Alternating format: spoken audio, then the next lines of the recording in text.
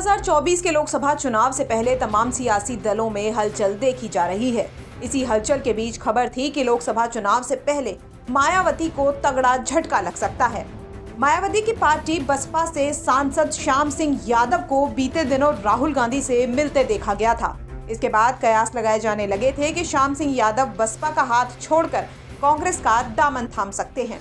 लेकिन अब श्याम सिंह यादव इस मुद्दे पर खुलकर सामने आ गए हैं। उन्होंने यूपी तक के साथ बातचीत में कांग्रेस में शामिल होने को लेकर बड़ी बात कह दी है। सुनिए उन्होंने क्या कुछ कहा।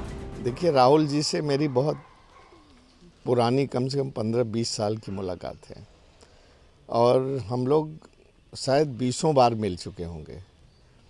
चूँकि 20 बार मिले तो कैमरे के सामने नहीं मिले, इसलिए चर्चा नहीं हुई। और उस दिन पार्लियामेंट में थोड़ा कैमरे के सामने चले गए। उन्होंने मुझे अपनी गाड़ी में बिठा करके अपने घर ले गए कुछ बातचीत करने के लिए, तो चर्चा होने लगी। अब वक्त ये आ गया है कि एक दूसरे से मिलना जुलना, खाना पीना, उठना बैठना भी गुनाह हो गया है। इतना वो डिवीज़न हो गया है पार्टी पार्टी में हर चीज़। पहले ये चीज़ नहीं होता था। अभी क्या है, एक मुहावरा आपने सुना है कि अब वो नाम तो नहीं लेंगे, लेकिन उसकी जगह कह दीजिए बीजेपी है तो मुमकिन है।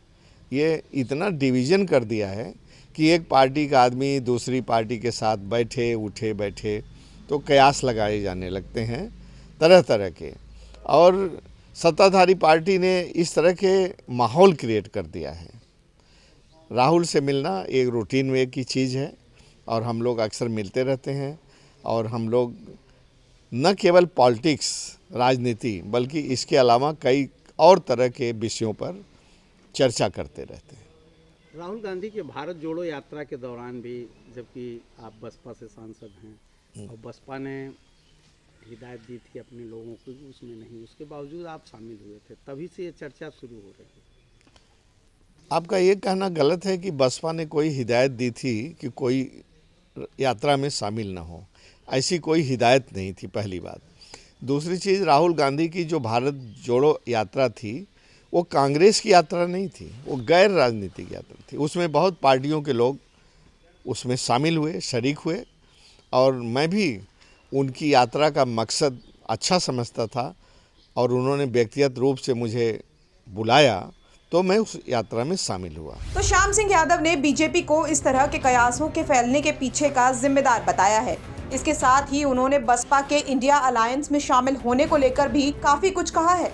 देखिए, अलायंस की बातचीत चलती रहती है, कई पार्टियां साथ आती हैं मिलजुल करके, लेकिन बसपा उसमें, आप जो पूछना चाहते हैं, बसपा उसमें रहेगी कि नहीं रहेगी इस समय मैं नहीं बता सकता। वो आने वाला वक्त बताएगा।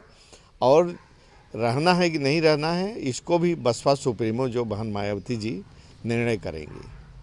सपा ने स्पष्ट रूप से कहा कि अगर बसपा आती है इंडी अलायंस में तो हम बाहर हो जाएंगे। क्या है सर? अब मैंने कहा ना कि उन्होंने, ये उनका विचार है और जिसको सब लोग, हो सकता है कि लोगों के ख्याल बदलते रहते हैं, कल उनका भी ख्याल बदले और सब लोग मिलकर कोई बात डिसाइड करें कि उनको। बसपा सुप्रीमो ने अपना उत्तराधिकारी भी घोषित कर दिया। अच्छी बात है।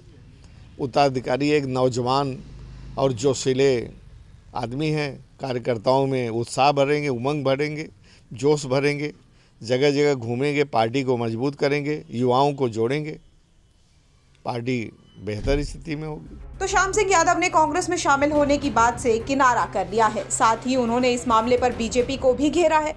जौनपुर से राजकुमार सिंह की रिपोर्ट, यूपी तक।